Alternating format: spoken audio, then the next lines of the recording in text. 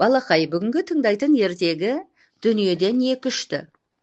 Ерте-ертеде ешкі жүні бөртеде, қырғауыл балапаны қызыл екен.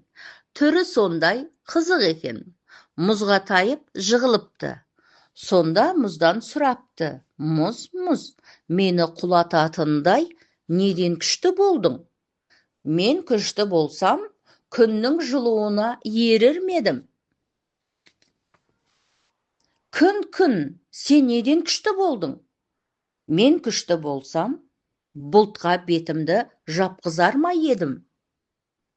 Бұлт, сен неден күшті болдың? Мен күшті болсам, жусанға көгімді берер ме едім? Жусан, сен неден күшті болдың?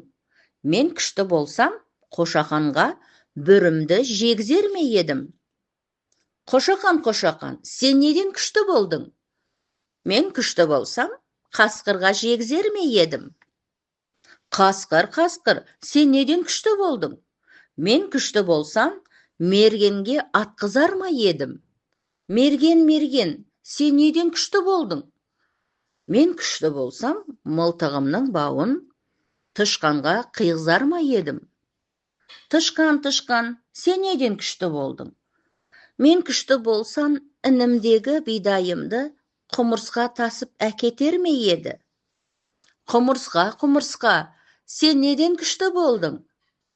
Күшті болғың келсе егер, ерінбе сен жұмысқа, еңбекпенен шыққан.